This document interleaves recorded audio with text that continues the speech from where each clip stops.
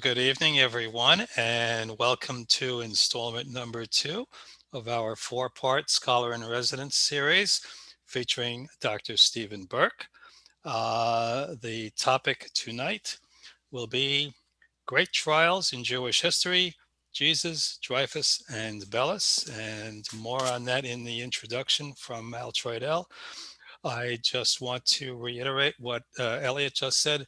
Please remain muted throughout the presentation and also throughout the Q&A.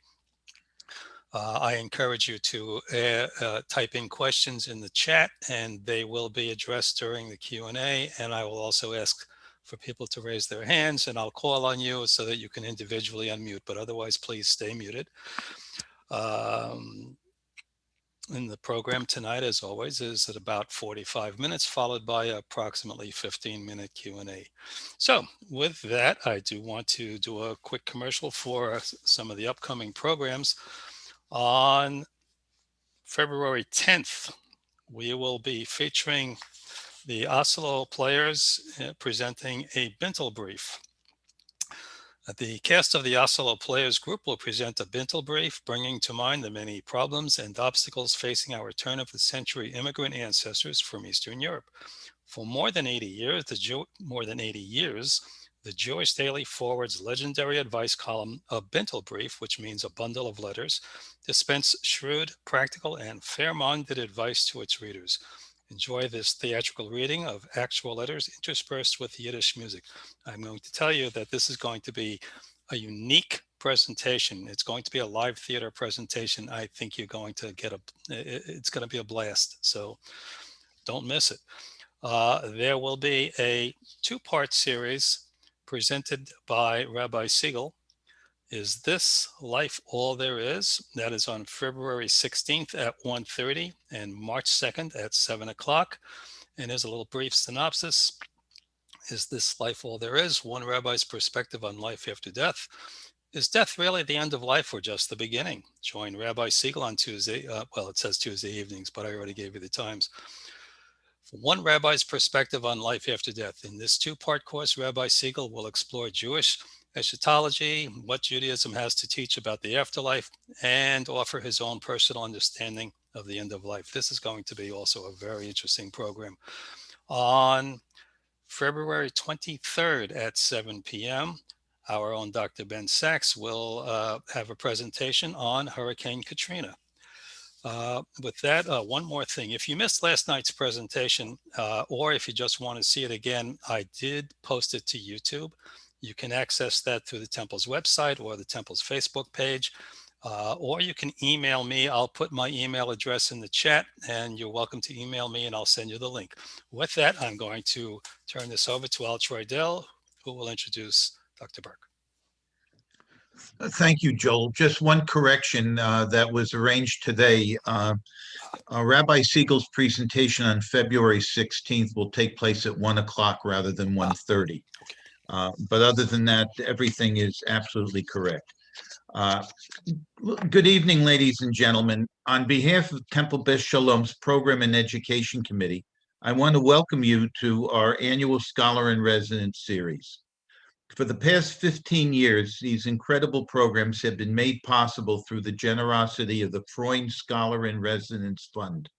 This year's scholar is Dr. Stephen Berk, and tonight's presentation is titled Great Trials in Jewish History, Jesus, Dreyfuss and Beilis. There are going to be 2 additional lectures that we hope you'll have the opportunity to attend them. Please join us this coming Saturday morning at approximately 11 a.m. It'll be near the end of services for the 3rd lecture, which will be entitled Our People Are Your People, American Jews in the Struggle for Civil Rights. The following morning on this coming Sunday at 10 o'clock, we will have Dr. Berk's final presentation, which is titled Putin and the Rise of Russia and the Future of Jews in Russia. So at this point in time, I'm very, very honored to introduce to you Dr. William Freund, who will present our Scholar in Residence. Good evening, everyone. Bear with me if you heard this introduction last night. Health reasons and old age prevent me from traveling to Florida this winter. So here I am in Chatham, New Jersey, with 30 inches plus of snow. But through the magic of modern technology, I'm pleased to introduce our speaker. Before I do that, I want to take special note that in each of the past 10 years, I dedicated the Scholar in Residence to the memory of my dear wife, Judy Freund. It was her idea to set up this program in the first place. I'm pleased to introduce our speaker, Dr. Berk. He's a renowned professor of history at Union College in Schenectady, New York. He's the former chairman of the Department of History, and a director of the program in Russian and Eastern European Studies. He's written several books, and he's presently working on a book on American Jewry and the struggle for civil rights. He's been a consultant to the Wiesenthal Holocaust Center in LA. He's written articles on Russian and Jewish history, on anti-Semitism, and on the Middle East. He has lectured throughout the United States, including Princeton University, Vanderbilt, and Williams College. He's known as the best teacher at Union College. On the 50th anniversary of the end of the Nuremberg trials, Dr. Berk was awarded the Holocaust Memorial Award for his years of dedication to understanding the Holocaust. In 2010, Professor Berk was designated an Israel hero for his defense and advocacy of the State of Israel by the Jewish Educational Resources of New York. It gives me pleasure to present to you now Dr. Berk. Thank you, Mr. Freund. Thank you very much, and thank all of you for clicking in, for joining me. I gave you a historical romp yesterday. This is going to be even more of a historical romp. We're going to cover 2,000 years of history through 3 trials: the trial of Jesus, the trial of Dreyfuss, and the trial of Mendel Beilis. Important trials are very significant for the historian. Our trial tells us a lot about the time in which the trial took place, and if the trial is really important, it has very, very significant consequences. That's why I chose these 3 trials. They have great consequences, and the first one probably has the greatest consequence of them all. I also say to you, and I think I said this last night, what I say to the students in my history classes at Union the very first day: you cannot explain the present by the present. Everything has a history. So if I begin with the first trial, Jesus is our present. And one must go back in time to understand what took place. This is a time we are talking about the first century of the Common Era. And in that century, the Romans sat very, very hard on the Jewish community of Judea. Life was not easy for the Jews under Roman control. The Romans had entered Palestine, or they would call it Judea. Palestine is a later term, really sometime in the first century before the Common Era. They weren't easy rulers. They weren't the worst, but they weren't the best. And what's going to take place was the inevitable. Roman soldiers would shack up with Jewish women and girls. Roman soldiers would have a BLT in the precincts of the temple, and Romans would really move to tax the Jews in ways that many Jews thought was unfair. To succinctly put, what's going to happen is in the first several decades of the first century of the Common Era, there will be groups of Jewish revolutionaries that were formed. The Sicarii, people who carried out knives. The Zealots, people who are going to talk about revolution against Rome, overthrowing Rome, and creating once again full Jewish sovereignty over Judea. And also keep in mind, remember, Stalin used to say, history towers over the present like a mountain. He was right. In the case of the Jews in the first century, what towered over them was the experience of that That's what we talk about at the time of Hanukkah. The Jews had risen against the Syrian Greeks. The Jews had prevailed. A belief was in Judea, God will not abandon us. God will stand with us. It is now time to take control of the temple area, full control, and reestablish Jewish sovereignty. That's one piece of background information. The other is, as the night follows the day, in Jewish history, when bad times come, there are always people who say, we are at the dawn of the Messianic age. There's a Jewish tradition that goes back a long way that says in bad times, the Messiah will come. These were bad times, and not only were there people who were saying that the Messiah was going to come, there were people who claimed to be the Messiah. Among them was this man, Jesus, the man located, of course, most of his adult life in the Galilean city of Nazareth. We don't know much about Jesus. This is an important point. There are no contemporaneous accounts about this man, Jesus. The Gospels were written at the earliest 30 to 40 years later after his death. We really don't know much about him. We know, for example, from Josephus, a first century Jewish historian, but he's writing decades later. Once again, forgive me for repeating myself, there are no contemporaneous accounts about Jesus. So the stories that we have really go to the Gospels. And when it comes to the trial of Jesus, there's a debate among historians.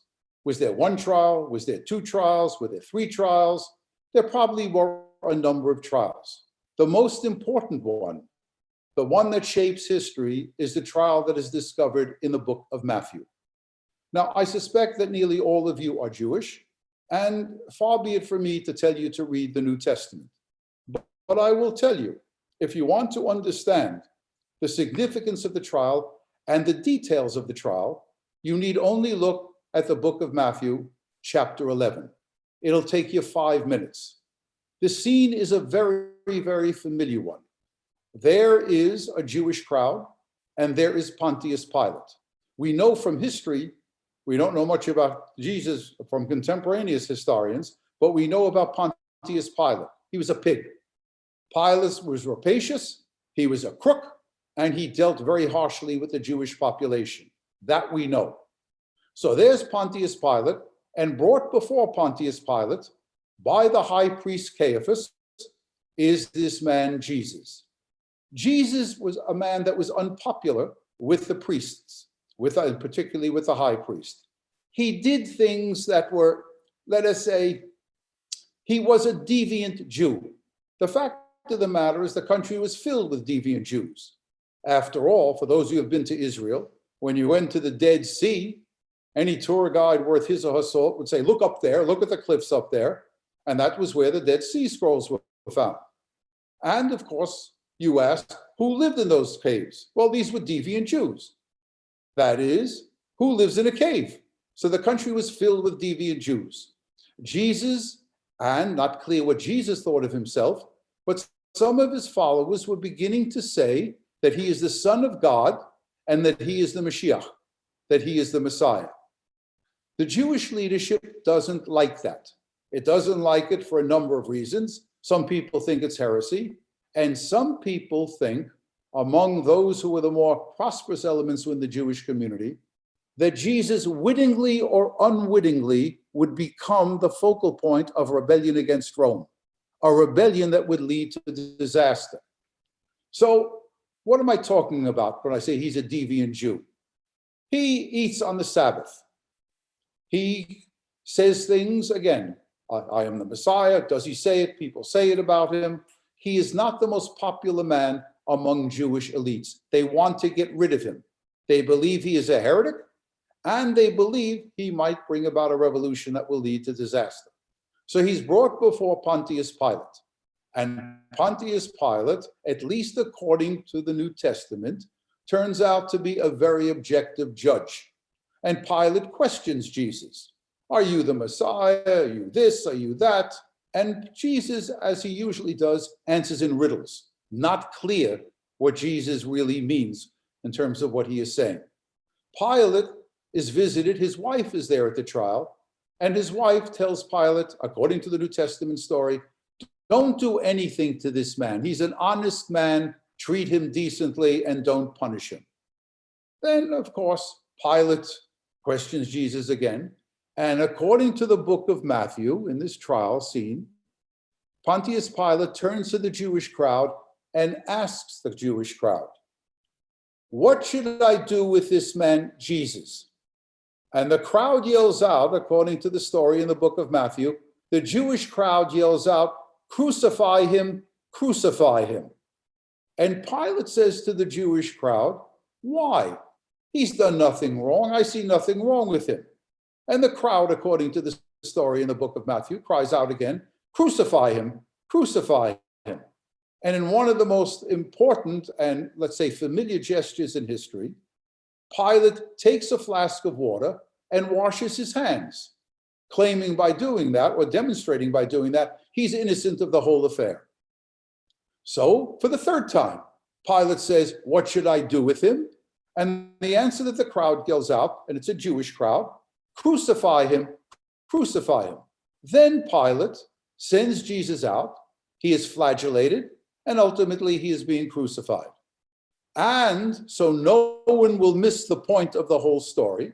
As Jesus is being led out, the Jewish crowd screams out, "May his blood be upon us and our children." That is the guilt, according to the book of Matthew and in the other Gospels. The primary guilt for the murder of Jesus is with the Jewish population. That is with that Jewish crowd. Now, I told you last night, and I told you as I tell my students, what is important is not reality, but the perception of reality. Today, historians, Christian as well as Jewish historians, point out it couldn't have been like that. No Roman governor or procurator in a conquered province is going to turn to the indigenous population and say, "You decide who lives and you decide who dies." It just doesn't happen that way. There are other things there that really show that the story is a distortion. But the fact of the matter is, this is gospel. This is in the Gospels. And it means that devout Christians who take the Gospels as the word of God are going to have a problem with the Jews. There is also one other piece of background information. The Judaism at the time of Jesus was not like the Judaism of today. The Judaism at the time of Jesus was a proselytizing religion. Today, if you go to a rabbi, an Orthodox rabbi, and say you want to convert, the Orthodox rabbi will turn you away. A Reform and conservative rabbi will not. An Orthodox rabbi will turn you away. If you go back a second time, the Orthodox rabbi will turn you away a second time. The third time, if you come back, he'll say, "All right, let us sit down and study." The Judaism of that time was not like that. Judaism was a proselytizing religion and was quite successful. In fact, it may be an exaggeration, but the greatest American Jewish historian of the Jewish people, Salo Baron, argues that maybe somewhere between 1/4 and 1/3 of the population of the Roman Empire was either Jewish or belonged to a group known as the God-fearers. That is, people who were not Jewish, but hung around the synagogue and participated in one way or another in Jewish life. So that's the background information. Jews are going to be really competing. They are competitors with the new Christian church.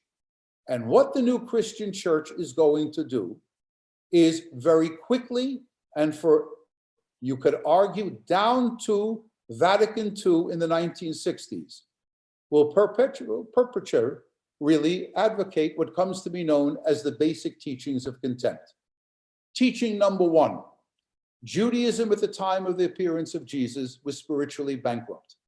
The Jews worshiped the letter of the law, but not the spirit of the law. And if you are familiar with the New Testament, you know the story in the New Testament that makes that point. Jesus chasing the money changers out of the temple. That is, the church is going to teach, look at those Jews turning a buck right near the Holy of Holies. In reality, there had to be Jewish money changers in the vicinity of the temple.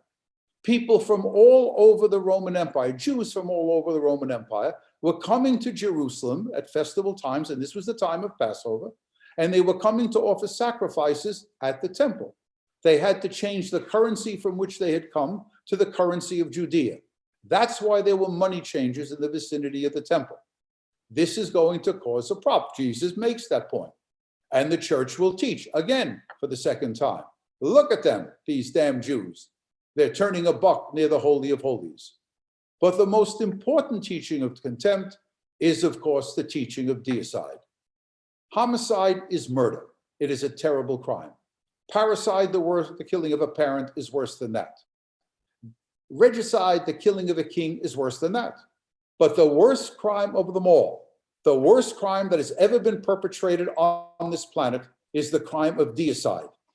The church will teach that the Jews are guilty of killing God's only son. In the entire history of anti-Semitic documentation, there is nothing more significant than this. This is the most important and consequential document that has ever appeared in the history of anti-Semitism, and certainly probably the most important. There are many others. The Protocols of the Elders of Zion, we'll talk about that really somewhat later in this lecture, but this is certainly the most important document. Teaching number 3, God has abandoned the Jewish people. The covenants, the various covenants between the Jews and God, they're abrogated. God is furious with the Jews. God chose the Jews. He sent a Jew to them.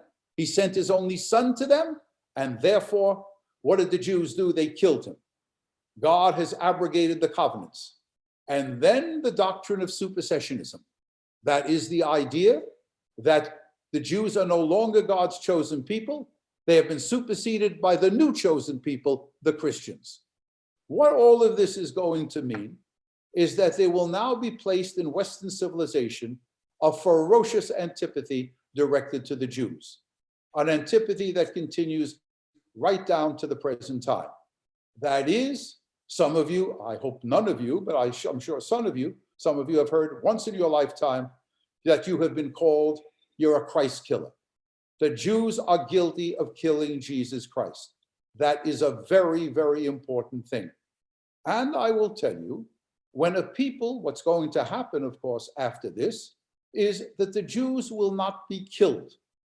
Eventually, they are going to be excluded from Christian society. And what's going to happen is the Jews are a people, a contemptible people, a verfluchte Volk, as the Germans would say of the Jews. A people that you have to distance yourself from. This does not mean that the Jews will be killed. Jewish life under Christian rule becomes difficult, but never, never impossible. The turning point in all of this is going to come with the First Crusade. With the coming of the First Crusade, a burst of religious enthusiasm sweeps over Christian Europe, and Jews are going to be killed in very, very large numbers. And finally, because we have other trials to discuss, we know what happens. We know what happens when a people is held in contempt for an extended period of time. A folklore develops about them. We know this, again, this should not be a surprise to anybody living in American society, Jewish or non-Jewish. Look what we have done to African Americans. We enslaved them, we segregated against them, we discriminated against them. And a folklore developed. Are Black men less intelligent than white people? Are Black people morally inferior? Are the sexual organs of Black men and women different than the sexual organs of white people? Are their sexual proclivities different? The answer, of course, is no to all of these questions. But again, what is important is that a folklore develops, and that folklore will develop about the Jews. The Jews have penises that are longer than anybody else. The Jews have tails. The Jews have horns. But most significant in the folklore are those 2 libelous charges against the Jews. One is ritual murder. That is, at the time of Passover, the Jews kill Christian boys and girls, use their blood for the baking of the unleavened matzah. Thousands of Jews will die as a consequence of that. Thousands will die. And the result is a catastrophe. It is an absolute catastrophe. There is no evidence that the Jews ever did that, but perception is reality. And then there is the argument of host desecration. Host desecration is an interesting concept. In the Catholic Church, there is the principle of what is called transubstantiation. When the priest says a prayer over the wafer, consecrates the wafer, and the Catholic parishioner bites into the wafer, this is nothing symbolic.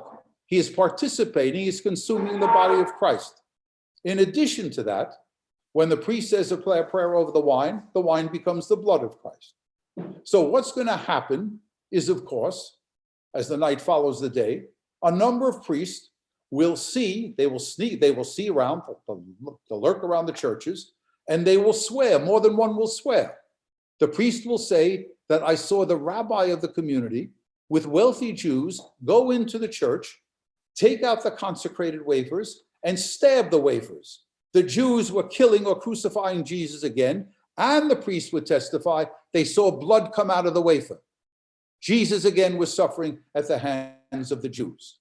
What I'm trying to convey to you here, that trial of Jesus, this accusation that the Jews are guilty of the greatest crime that has ever been perpetrated on the planet, will have absolutely tremendous consequences. I'll end this part of the talk by talking to you about Leon Trotsky, who has nothing to do with the trial of Jesus, who is around almost 2,000 years later. So what does Trotsky do? What does he say? He's in exile. Stalin has kicked him out of the Soviet Union. It's a Saturday night. He turns on the radio, and here's an incredible story. Two Americans, have flown around the world.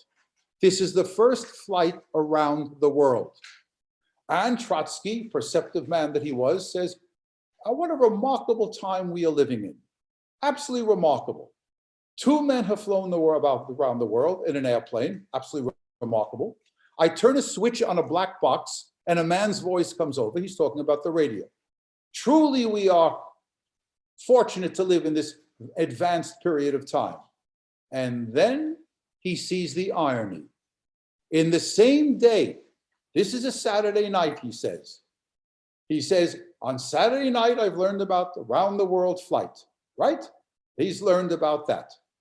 And yet he says, tomorrow morning, millions upon millions of people are going to bite into a wafer, think they are consuming the body of Christ, and drinking wine, believing they are consuming his blood. Do you understand the point of all of this? That modernity does not abrogate religion. It doesn't do it. And to strike home to you, I cannot say I speak for all of you. I can't even think I speak for many of you. Here I am, a professor at Union College. I have degrees up the kazoo. I consider myself a secular man, a fairly secular man. And yet, with all of my degrees, with all of my modernity, I, like many of you, on a particular night called Nidre night, will ask a God that I cannot see, a God that I cannot hear, a God that I cannot feel, at least touch, and ask him to forgive me for my sins. I hope you understand the point I am trying to make. Religion is powerful. It is very, very powerful. And because the Jews are accused of this crime of deicide, those or some of those people who adhere to that religion, that particular religion, and it's not only Roman Catholicism, it's Greek Orthodoxy, it's various forms of Protestantism. For those people who take scripture literally, that trial of Jesus is going to seal the fate of large numbers of Jews. It is going to be a part of Jewish destiny. Now, I move ahead almost 2,000 years. I talk about now the trial of Alfred Dreyfuss, an Alsatian Jew, an assimilated Jew, a Jew that was a good Frenchman. After all, the Germans had seized Alsace and Lorraine, and many Jews chose to stay in Alsace and Lorraine. Not the Dreyfuss family. They were French patriots. They came to Paris. An assimilated man, a man who makes his work, does well in the French army, and in fact becomes a member of the French general staff. And yet, tragedy will befall him. But again, You cannot explain the present by the present. In this case, Alpheus Dreyfus is our present. So let me tell you now what the background here is, what the ambiance is when Dreyfus is accused of treachery. In 1871, the Prussian state, led by King Wilhelm I, later Kaiser Wilhelm I, and Otto von Bismarck, had made war against France. War against France in 1870. 1871, in Versailles, putting humiliation upon humiliation, Wilhelm is crowned the emperor, the Kaiser of the German state. The French role here, the French reaction, is very, very harsh. Bismarck probably made one of the few mistakes in his diplomacy. He took the provinces of Alsace and Lorraine. He forced the French to pay an enormous indemnity, and he demanded, as part of a peace treaty, that German soldiers be allowed to march through the streets of Paris. Paris was under siege. Paris had held out. Paris never surrendered. He wants German soldiers to march. So let me tell you, so we'll get right to the chase here, what it means, what the ambience was at that period of time. An American who was in Paris writes to his friend in the United States, I saw something that was absolutely unbelievable. The German soldiers marched for several hours through the streets of Paris. And he writes to his friend, within an hour, if not within 10 minutes of their leaving, I saw thousands of French men, women, and children come out with buckets of soap and water, get down on their hands and knees, and clean the streets that the Germans had walked on. That is a call for vengeance. From 1871, in the city of Paris, there were statues. There are statues of all the French provinces. From 1871 to November 11th of 1918, that's Armistice Day, the statues of Alsace and Lorraine were covered in black crepe. There's also a very famous French short story that makes the point here. And that is, it's a story, the last day in Alsace, that French will be the language of instruction. The Germans are coming in, and German will be the language of instruction. It's a high school history class, and it's an old man, relatively old man, an old teacher. The kids have made fun of him all the time, but not this time, because the students know that this is an important day. The teacher looks at the students look at the teacher says nothing to the students. He turns his back to them and writes on the blackboard, Vive la République, Vive la France. In short, there will be a desire for revenge, a second round in order to regain the beloved lost provinces. That's the background of the events of the Dreyfus affair that begins in the latter part of 1894. There's a German embassy in Paris. French intelligence has put in a woman who cleans up. Her job, however, is not merely to clean, it's to go into the waste paper baskets of the German military attaché in Paris and see if there's any material that French intelligence could use. She picks up a piece of paper, and in the piece of paper, there is from a Frenchman talking to the military, or that is writing a letter to the military attaché, the German military attaché, saying, for a certain amount of money, I will give you the new French artillery manual. She brings that to French intelligence, which of course brings it to the army, the general staff of the army. They look at the handwriting. They bring in what comes to be called at that time a graphologist, a man who examines handwriting. He has samples of everyone, and he comes to the foolish conclusion, because there's really no evidence here, that this was done by this Jew, Captain Alfred Dreyfus. This is the beginning of the Dreyfus affair. Dreyfus will claim that he is absolutely innocent. Indeed, he was. It is another man, a man by the name of Esterhazy, a man who is a drunk, a man who is a philanderer, a man who is a gambler, and this is the man who is, of course, going to be, he's the one that did it, he's the spy, but the army, at least initially, doesn't see it. When it does see it, it begins to cover up. It is a non-Jewish officer who happens to be an anti-Semite, but a good officer, that is Colonel Picquart. And Colonel Picquart comes to the conclusion that Alfred Dreyfus is an innocent man. The army doesn't want to hear that. Dreyfus is placed on trial at Rennes, and there's a film with Paul Muni in the film. Some of you may remember it from the 1930s. Dreyfus is brought out, his medals are stripped from him. The officer asks for his sword and breaks the sword over his knee, and Dreyfus will be sentenced to life imprisonment in Devil's Island. This despite the fact that there is growing evidence among the highest echelons of the French army that he is an innocent man. This is one of the great cover-ups in history. Dreyfus is sent to Devil's Island to rot. He really is not a simple man. The man is intelligent, and he is allowed to read books. He reads Tolstoy, he reads the Russian classics, he reads the French classics, and above all, he's got one loyal supporter. That's his brother, Matthew. Matthew, a good and decent man and a smart man, knows his brother is innocent and makes the rounds, goes to various prominent French people and shows them, talks to them, and talks to Picquart, talks to others, and begins to produce evidence that his brother is framed.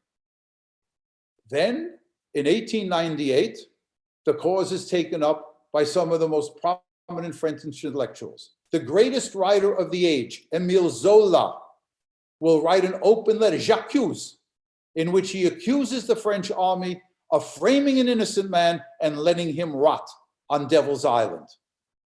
The young, or relatively young, he's really even middle-aged at this time, the future Prime Minister Clemenceau will rally to his defense. Some prominent French literary people besides Zola rallied to his defense. A new trial is called in 1899.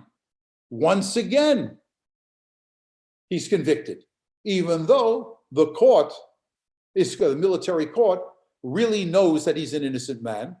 But still, what they do is to commute the life sentence to 10 years sentence of hard labor. This is too much for the intellectuals. This is too much for Matthew. And now the case becomes public. France is divided between Dreyfussards and anti-Dreyfussards. Those who believe Dreyfus is innocent, these are the Dreyfussards. The anti-Dreyfussards are going to come into the fray, saying not only is Dreyfus guilty, but the Jews are guilty of betraying France. And given the history of anti-Semitism in France, France may have been the home of liberté, égalité, and fraternité, but France was the home of long-standing anti-Semitism. In the 1880s, a book had been published by Edward Drumont, La France Juive, Jewish France, in which Drumont argued the Jews are like an octopus. They're spreading out their tentacles all over French society. They are destroying Christian civilization. They are destroying the France that we know. This trial brings everybody out of the woodwork. The country is divided. You think America is divided? In our time, it is nothing compared to what it was in France. Tens of thousands of people come out on the streets. The anti-Dreyfussards calling for the elimination of the Jews from France. Some of them are calling for the extermination of Jews. And others, on the other side, the Republic is in danger. Democracy is at stake. And some very interesting principles are going to be advocated here by some very, very intelligent people on both sides. In the army, some leading generals know damn well that Dreyfus is innocent. And the argument, and this should strike a respondent chord in all of us, because the issues here continue down to the present day and will continue for a long period of time. The argument that the generals are going to make to the government is, you know what? Dreyfus is indeed innocent, but we've got to let him rot. We've got to stop. The whole process has got to stop. Because if we probe even further, it will, let us say, delegitimate the French army. Who's going to win back Alsace and Lorraine? Who's going to defend France against a resurgent Germany? Who's going to win the second round? The army. If you push this too far, the generals are going to argue, the army will lose prestige. The army will disintegrate. Sometimes an innocent man must be sacrificed for the national well-being. On the other side, Clemenceau will make the argument. This is a republic. This is a democracy. We must observe the law. And if, in fact, any institution in society will disintegrate or be hurt because we observe the law and we are freeing an innocent man, then indeed let the chips fall where they may. So do you understand the 2 points of the argument? One, on the Dreyfuss side, the respect for the law. On the anti-Dreyfuss side, by intelligent people, it is going to mean you got to preserve the army. If the army looks bad, if the army is weakened, if the army disintegrates, we will never get back the lost provinces. We will never be able to defend France against Germany. The result is going to be that he will be brought back again from Devil's Island, 1906, another trial. He is exonerated, and eventually all of his honors will be restored. He will serve with distinction at the Great Battle of Verdun in 1916. The consequences of the trial are very, very significant. On the anti-Dreyfuss side had come the Roman Catholic Church. The church, with its long history of anti-Semitism, now attacks Dreyfuss and the Jews. The result of this is the church is going to lose out. Here you see the elements of continuity. I hope you're familiar with the great debate that is now taking place in France. The French have a long tradition of separation between church and state. Do you know that in the public schools of France, a Jew is not allowed to wear a mezuzah, nor a Jewish star, or a Roman Catholic is not allowed to wear a crucifix? The French have adhered to a strict idea of separation between church and state. The Roman Catholic Church is weakened and hit hard by the Dreyfuss affair. It supported the losing side, and the Republic is going to sock it to them. But then there's another one, probably more familiar to you. Who was there in Paris throughout the 1890s? A young man. He is the Parisian correspondent of the leading Viennese newspaper, the Neue Freie Presse. That's Theodor Herzl. Herzl is astonished. How can this happen in France? The country of liberté, égalité, and fraternité. How can it happen there? France was the first country on the continent of Europe on September 27th of 1791 to emancipate its Jewish population. And besides, probably most important of all, here was Alfred Dreyfuss, an assimilated Jew. He doesn't wear a beard. He doesn't wear payas. He's not a religious man. He doesn't wear a yarmulke. How could French society turn against him? You all know the conclusion that Herzl comes to. If it can happen in France, it can happen anywhere. In short, our future in Europe, Herzl says, it's over. Get used to it. Suck it up. We're finished here in Europe. The Gentiles will either kill us or they will force us to convert. They will force us to assimilate, beyond which we will not be Jews. There is only one salvation for the Jewish people, Herzl says, and that is to create a Jewish homeland. That's why he writes in 1896, the Judenstaat, the Jews' state. Interestingly enough, Herzl does not say that the Jews have got to go to Palestine. Herzl is convinced maybe they should go to Australia, maybe they should go to Argentina, or maybe they should go to Palestine. And remember, at this time, here I give you a parenthesis, steamship companies are publishing posters all over Eastern Europe in Yiddish, and they're telling the Jews of Eastern Europe that there is a provision in the American Constitution that there's a place called Arizona, and if a large number of people from one ethnic group go there, they will get their own state. This is, to use the old language, Narishkeit. It's a lie.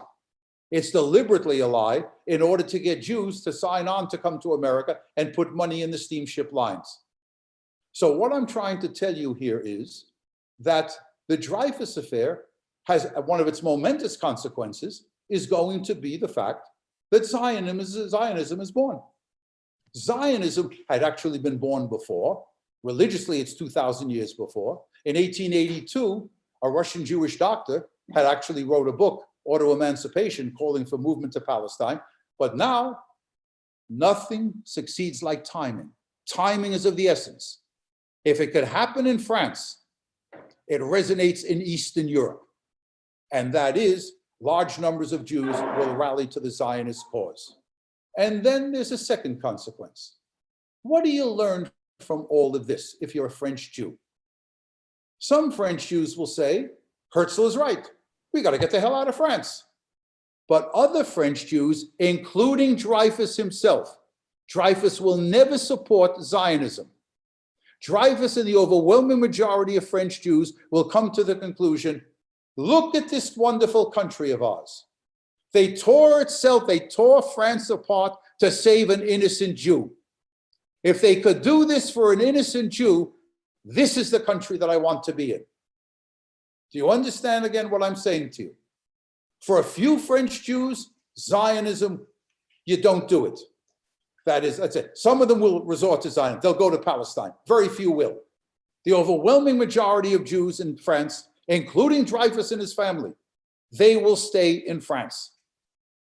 The Zionist call, Herzl's call, will resonate in Eastern Europe, the land of anti-Semitism, the land of the pogroms.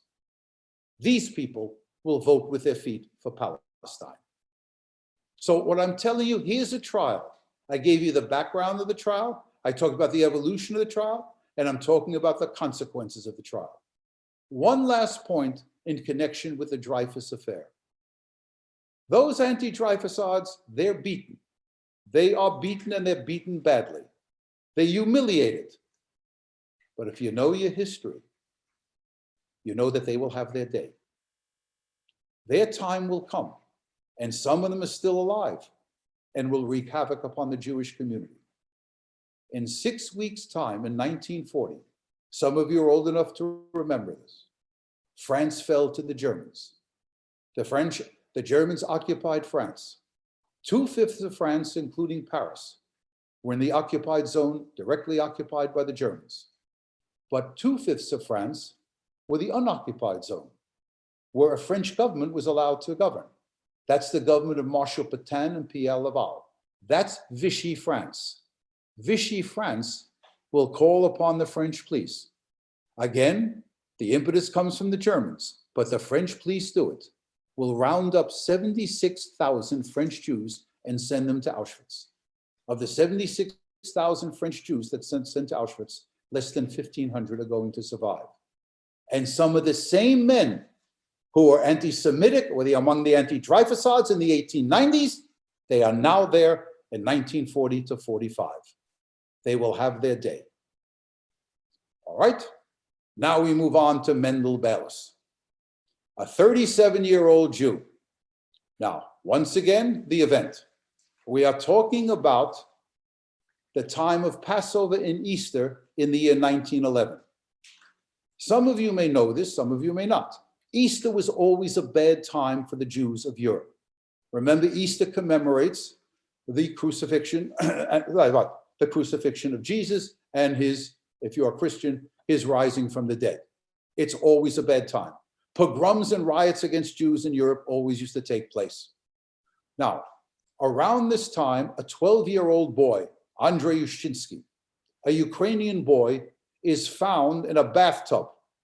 He has been killed and his body is filled with holes. That's like adding up 1 and 1 and coming up with 2. The rumor spreads that this poor boy was killed by a Jew. This is part of Jewish ritual murder. It shows you how backward in some ways the Russian Empire was. This was a case of ritual murder. Mendel Beilis, the manager of the brick factory where the boy was found, he's going to be arrested. He'll be put in prison for 2 years. To understand what's going to happen, again, we go back a little bit. This is a time when the revolutionary movements in Russia are alive and well. The Romanov dynasty is under attack. The privileged elements of Russian society are under attack. And what we are going to see, first it was in Germany, then it will be in Russia, the use of anti-Semitism as a political weapon. The Germans had an expression, Die Juden sind unser Unglück, the Jews are our misfortune. In the early part of the 20th century, the Russians have their own expression, Beji dov spasai Rossiyu, beat the kikes and save Russia. The Russian government even produces, if the New Testament, the book of Matthew, and some things in the Gospel of John are the most important anti-Semitic documents in all of history, the Russian government comes up with the second most important document, the Protocols of the Elders of Zion, which purports to be the secret minutes of an underground Jewish conspiratorial government that seeks to control the world and subordinate all Christians to Jewish hegemony. Anti-Semitism is used as a weapon, and the government authorities think they've got a good thing when they get Mendel Beilis. They're going to prove him guilty. They're going to prove the Jews guilty. The message is going to be, have nothing to do with the revolutionary movement. It's filled with Jews. This is what Jews do. Stay away from them. For 2 years, he rots in prison. Then they bring him to trial in 1913. There's not a Jew on the jury. There's probably no one on the jury who's gotten past the 8th grade.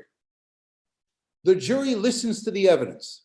Some of the most prominent lawyers in Russia, Gentile as well as Jewish, some of the most prominent scholars come to the defense of Mendel Beilis. There are some Looney Tune people out there. There's a priest who says, it says in the Talmud that Jews have to kill Christian boys and girls. It's absolute nonsense. People are discredited, those who come for the prosecution. When all is said and done, the jury splits 6-6. 6 guilty and 6 say he's not guilty. Russian law at that time provided that in a split jury, 6-6, it is an acquittal. So Mendel Beilis is acquitted. But the jury, even those who in fact vote for acquittal, do say Mendel Beilis may be innocent of ritual murder, but this is a case of ritual murder. And the Jews do this type of thing. The only thing is we can't prove it was this Jew, Mendel Beilis, that did it. In reality, as it will come out even during the trial, the young boy was killed by his mother and by her lover. They were bandits. The boy said, I want a toy. The mother said, I'm not going to give you the toy. The boy said, I'm going to go to the police and tell them what you do. That's why they killed him.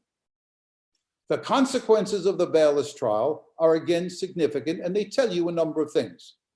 First of all, for those of you that are refugees from political science classes, the Beilis trial tells you the difference between an authoritarian society and a totalitarian society. Do you think Mendel Beilis would have given a free trial if Stalin was the leader of the Soviet Union? Not a chance in the world. He would have been killed. His wife and children would have been killed. Everybody connected to him would have been killed. The same thing under the Nazis. But in authoritarian, not totalitarian Russia, you get evidence here. Even in authoritarian Russia, even a Jew can get a fair trial. Second, you see how damaging World War I was to the Jewish people. There was enormous numbers of Jews coming to the United States. Between 1881 and 1914, nearly 2 million Jews came from the Russian Empire. In the years before World War I, what is one going to see? There were years when 200,000 Jews, many of us are descendants with the ancestors of you and I, of people like us. The Beilis affair will do 2 things. Even though he is acquitted, the idea that the Jews are a people that commit ritual murder will spread throughout Russian society. It is a fillip or a stimulus to the already existing large-scale Russian anti-Semitism. And look at the war. When the war comes, all immigration to the United States stops. From 1914 to 1918, nearly all Jewish immigration, all immigration stops in terms of people coming to our country. Had the war not come, we would not be talking about an American Jewish community of 6 million people, but probably 10 to 12 million Jews. And far fewer than 6 million Jews would have been killed in the Holocaust. When the war is over, the Soviet Union is in place, and very few people are allowed out of the Soviet Union. In addition to that, you should know this from your American history classes, in the 1920s, we begin to restrict immigration into our country. World War I is a catastrophe in many ways. It is a particular catastrophe for the Jewish people, particularly in this area of immigration, Jewish immigration into the United States. So I've given you 3 trials. I've talked to you about the background. I've talked to you about the evolution of the trials. And hopefully I've made the point to you that great trials have great consequences. If we had more time, perhaps in another session, but not now, there are other trials. There are other trials. We could have talked about the Rosenberg trial, for example. Also, a good deal of background information. Consequences are also tremendous. The only thing that I can say to you in parting is, God willing, we will never see trials such as the ones that I've described to you in this lecture. Thank you, and I'm now ready for your questions. Thank you, Dr. Berk, for another amazing presentation. Another wild romp through history, to put it in your words. I do not see any questions in the chat, so I'm going to ask folks, stay muted, please. If I could see a hand up, and I'll call on you, and then I'll ask you to unmute individually. So anybody, let's see. I don't see anybody's hand up so far. Elliot, if you wouldn't mind monitoring page 2, because I can't see page 2. Oh, I see. Is that Steven? You're asking for, or you're just waving your hands? Nope. Okay. I don't see it. Oh, wait a minute. Lou Hannon, go ahead. Unmute yourself.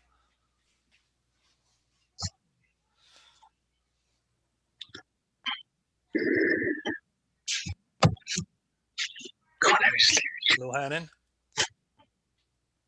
Just have to unmute yourself, Lou. There you go. That better? That's better. Go ahead. Okay, my question is regarding the Pollard case and how he was kept in prison for so many years where other spies who were more damaging to this country were let loose. How does that relate as far as the Dreyfuss case in comparison? The Pollard case does not rank in the same way. Remember, France was divided as a consequence. Most Americans didn't even know about Pollard. They didn't even know about that he existed. In the French case, You've got people unmuted. do we have a problem here? Yeah, I'm sorry, Dr. Burke. Give Someone me a has minute. unmuted. I've We're getting some gotta kind of take care of that. cross-noise. Sorry. That's all right. That's all right. I don't know. The who it is. Dreyfuss affair stimulated a great deal of anti-Semitism and exacerbated the already existing anti-Semitism in France. That was not the case of Jonathan Pollard. Now, Pollard was treated harshly. There's no question about that. But you have to be careful here. We don't know exactly what was divulged by Pollard. Pollard took, let us say, information that had been provided by American agents operating in Soviet-occupied areas, in the Soviet Union and elsewhere. That information was given to the state of Israel. What we do not know, here is the problem. When people give you information, these were American spies in the Soviet Union. When Pollard turned over the information, that is that they had provided, American spies had provided, and turned them over to Israel, were the names of the American spies divulged? Were there Soviet agents? We know that there were Soviet agents operating in Israel. We know that. A man close to Ben Gurion, for example, was a Soviet agent, a Soviet spy, a Jew, but a Soviet spy. Was it possible that some American agents were killed by the Soviet authorities because a Soviet agent in Israel was able to get some of the information that Pollard had provided? I don't know the answer to that. I also think, again, a number of people had it out for Pollard. A number of people were anti-Semites in the American administration. They wanted him to give a message to American Jews. There were some people, this idiot congresswoman from Minnesota, or from Michigan, not from Minnesota, Ilhan Omar, has accused the Jews of being more loyal to the state of Israel than there are to the United States. There were people in high places who actually believed this. This was a warning to the American Jews, a warning to those Jews who serve in the civil service, who serve in the diplomatic corps, who serve in the Pentagon. Watch yourselves, Jews. Don't betray the United States to Israel. Pollard got a bad deal. He really did get a bad deal. What can I say to you? Beyond that, I cannot say. But there are two things that are clear, and this is a tribute to American society. One, it did not foment a good deal of anti-Semitism. And number two, again, it didn't divide American society, and it did not generate an anti-Semitic impulse. To show you how America is different, look at the people, the most prominent people on the right. I'm not in our time, I'm going back. My students don't know about this. They think history begins in 2005 when they were born. But you know this better than this. Look at the two most successful right-wing politicians in our country. The first Senator McCarthy, right? And the before he became a penitent, George Wallace, the governor of Alabama. Never, whatever you may think of the first Senator McCarthy, and he was a son of a bitch, he never used anti-Semitism as a weapon. In fact, embarrassingly for us, who was his chief attorney? Roy Cohn. His chief investigator, G. David Schein, from an area near me in Gloversville. Again, a Jew. And George Wallace never uttered an anti-Semitic word. The understanding there is, these were not stupid men. They understood that in America, anti-Semitism will not get you very far. So that's the difference. These are the differences between the Pollard case and the Dreyfuss case. Very good. Thank you. I do have a couple of questions now in the chat. So one of them is, do you see similarities between QAnon ideology and the protocols of the Elders of Zion? Yeah, the answer is yes. Again, the answer is yes. The differences, however, are more substantial. Most Americans, the overwhelming majority of Americans don't pay attention to QAnon. That's number one. In the case of the protocols of the Elders of Zion, that's a forgery. And that was a forgery that was sponsored by, paid for by the Tsarist government and distributed by the Tsarist government. No American government sponsors QAnon. That's the difference. These are the differences. America is really different in so many ways. And one of those is the way the country reacts to anti-Semitism. Don't misconstrue what I'm saying. Only an idiot would deny the existence of anti-Semitism in American society. I'll paraphrase Plato. Plato used to say, only the dead have seen the last of war. I'm telling you, only dead Jews have seen the last of anti-Semitism. The question is not whether or not it exists in American society. Of course it does. The question concerning anti-Semitism in America and elsewhere, but since we are Americans, we're talking about the United States. The issue was, does anti-Semitism in America mean that we are liable to massive physical violence? And does anti-Semitism in America retard our entrance into the American mainstream? And the answer is that for the overwhelming part of American history, the answer is no. The only time when, in fact, you see anti-Semitism present a real problem for American Jews is in the interwar period, when the three of the most influential Americans endorsed anti-Semitism. One was Henry Ford. If you bought a Ford and you drove off the lot in the 1920s and you opened up one of the drawers in the car, you would have a copy that would be given to you, a copy given by Ford of his newspaper, the Dearborn Independent, which published on a serialized basis the protocols, the International Jew, which was an American version of the protocols of the Elders of Zion. Henry Ford had a lot of money and was very influential. The second man was Charles Lindbergh. Lindbergh hated us. He really hated us. When he said at a speech in Des Moines, Iowa on July 4th of 1941, there are a group of Americans who are more loyal, more concerned about their co-religionists in Europe than they are for the welfare of the United States. He's talking about us. And the other, if there are any Detroiters there, you know exactly, even before I say, you know who I'm talking about. The first radio priest, Father Coughlin. Every night, 7 o'clock, from the Church of the Holy Flower, Coughlin will talk about the Jew deal, how Roosevelt was a Jew, how the Jews are responsible for the Depression, how they're responsible for communism.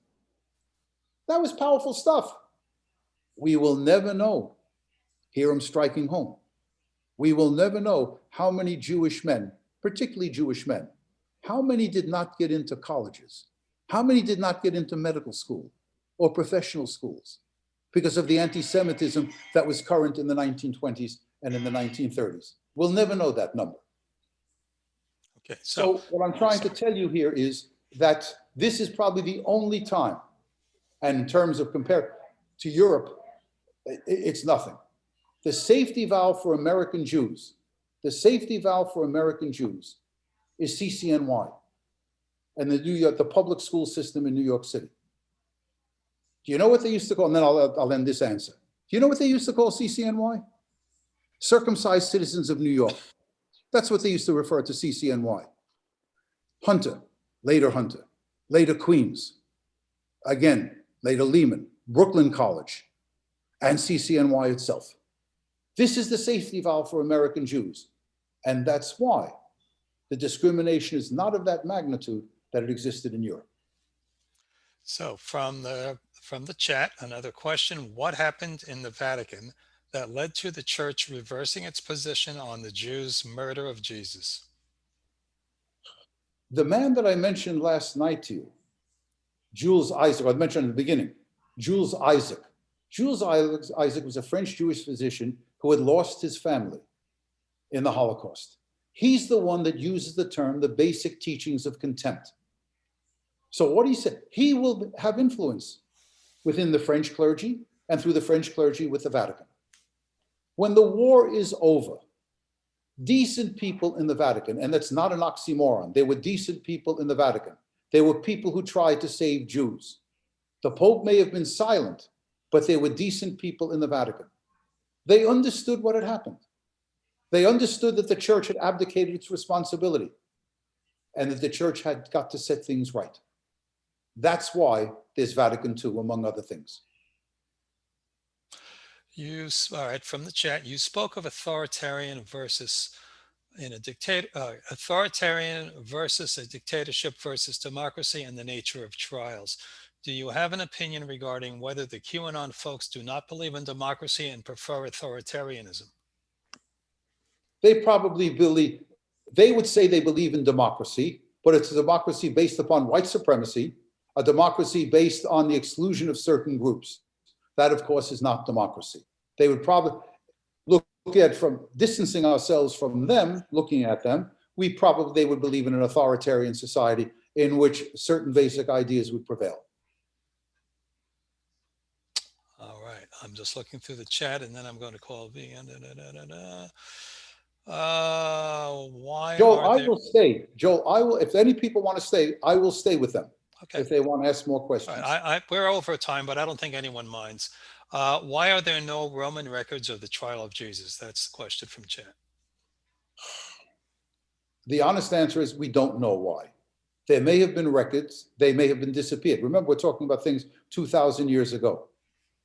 And again, in Rome, they probably never heard of Jesus. Palestine was a province for them. They know about what's happening. They've sent Pontius Pilate there. They have records of Pontius Pilate. Pilate will be brought back to Rome and he'll be in deep trouble because it comes out that he was, again, a rapacious governor, a stupid governor, and an authoritarian governor. But there's no mention in the accusations of Pilate what he did to Jesus. So this was probably a minor event in the history of the Roman Empire at the time that it took place. It is, remember, the man who changes everything is Paul. Paul, who was Shaul or Saul. Paul changes everything. Paul makes Christianity a universal or a Catholic religion. Catholic with a small c is universal. It's Paul that does that. What Paul does, again, if you're a cynic, you say that Paul is the greatest advertising man in history. If not, you're not a cynic. You believe you say he's a true believer.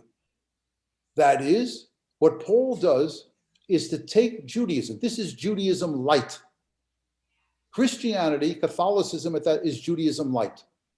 The belief in one God, the belief that there's a heaven and a hell, that people are rewarded and punished for their actions.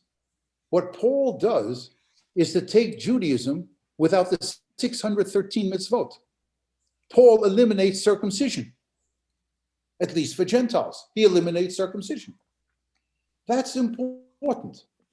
He's taking the best of Judaism, our ethical constructs, ethical monotheism, and he's stripping it of those things that make that some people are going resistant to.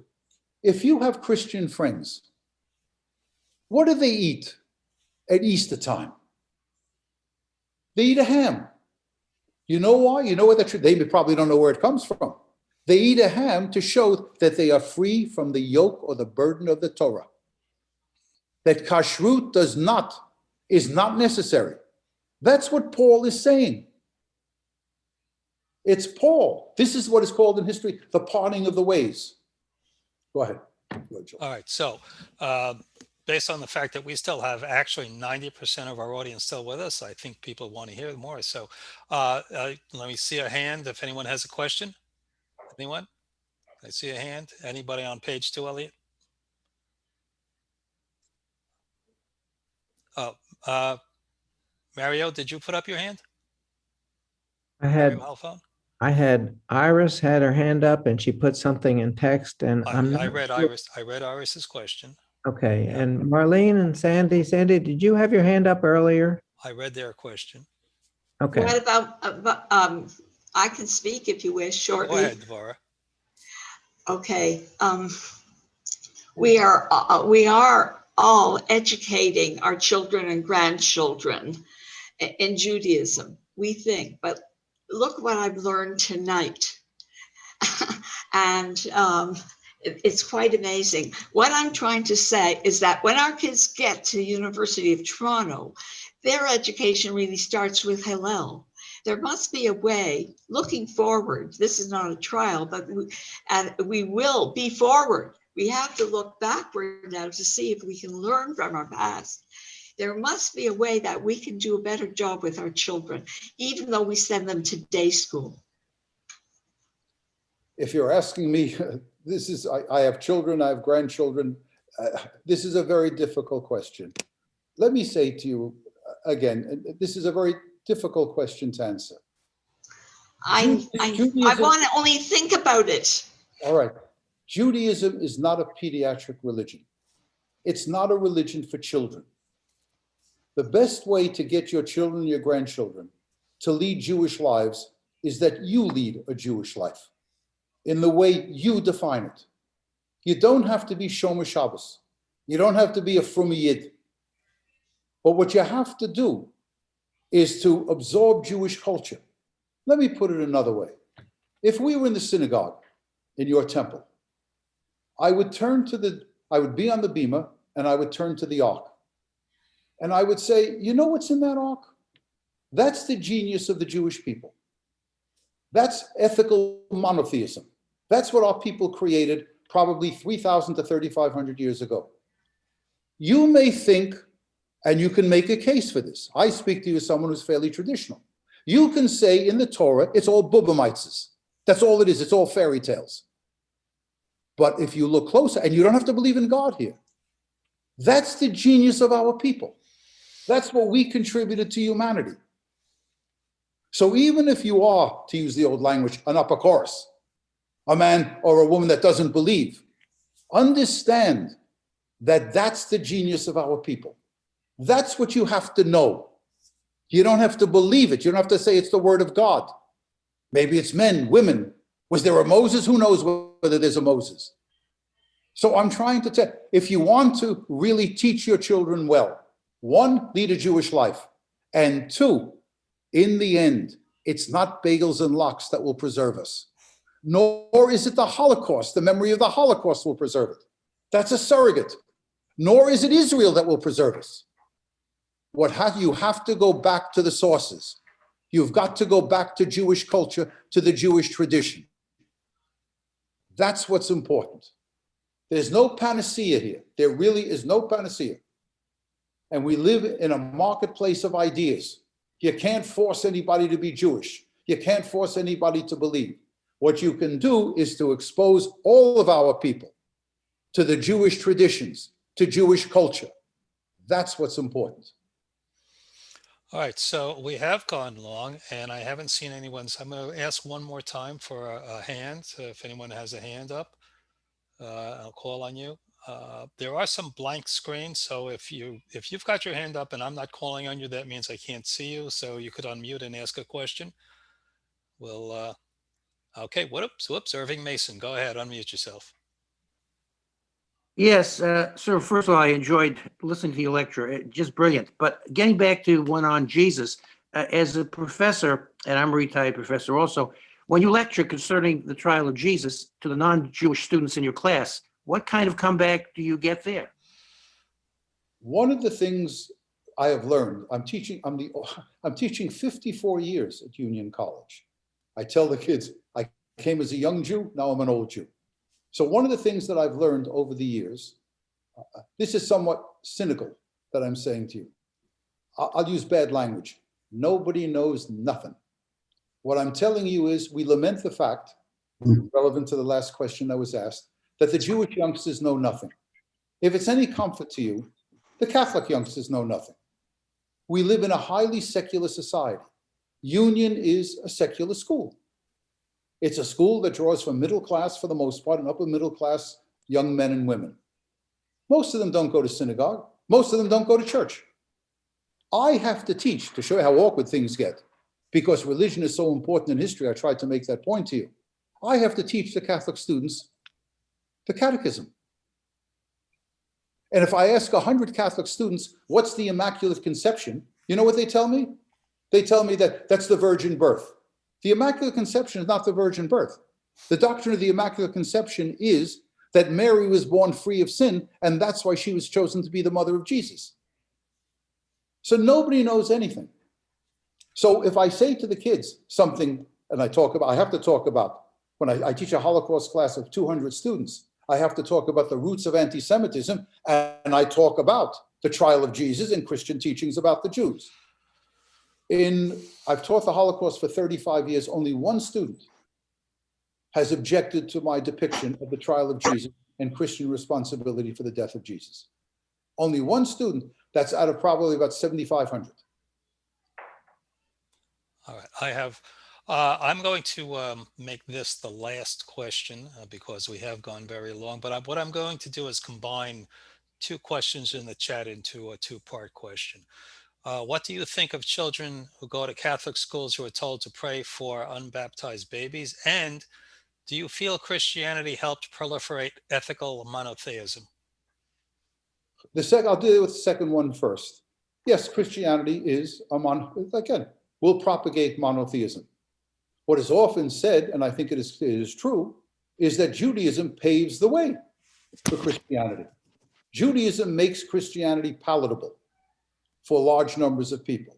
As for praying for unbaptized babies, there are so many things that we have to worry about. I don't worry about that. Just as I might tell you, don't be offended. The Mormons pray for our dead and they convert them. They take Jewish names, including people who died in the Holocaust, and they turn them into Mormons. Do you think I worry about that? Doesn't bother me. There's no Tom, to use the old language, in what the Mormons are doing in that particular case. But this is not a major concern for us.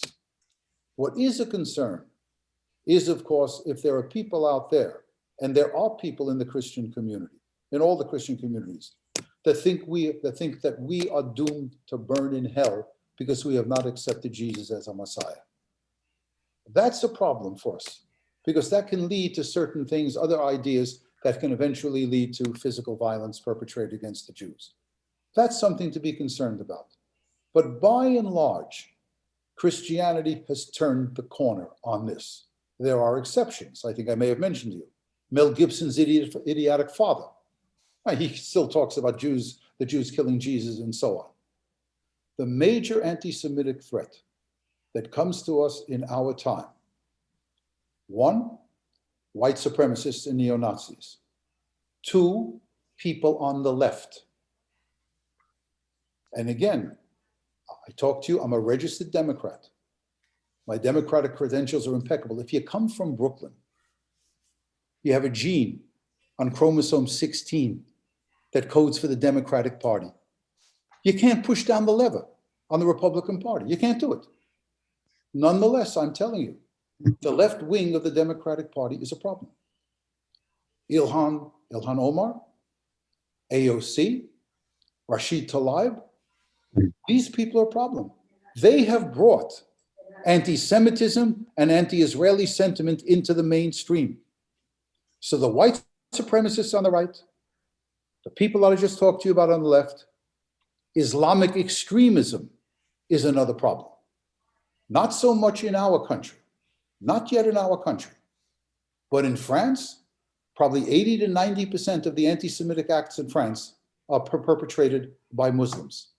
That may be politically incorrect to say, but it is true. That's where the threats come from. All right, thank you. I'm going to close out this evening by asking our president, Eric Ferber, to say a couple of words. Thank you. Good evening to you all. It's just wonderful to have Dr. Berk and Dr. Freund back with us. Tonight we have an enormous attendance again. In fact, we've eclipsed the record numbers last night. The presentation, Dr. Berk, was a tour de force both last night and tonight. And as I mentioned, you continue to set the bar extremely high. We thank you for your insights and the far-reaching consequences of these three pivotal trials. So thank you again, and I hope we will see you back at Temple Beth Shalom, again as a scholar in residence, but this time when we see you, we hope to see you in person. So thanks on behalf of the Temple Beth Shalom congregation. I'd like to also take this opportunity to again thank Al Tridell, our program chairman, to thank Joel Servitz and Elliot Horn for their technical assistance.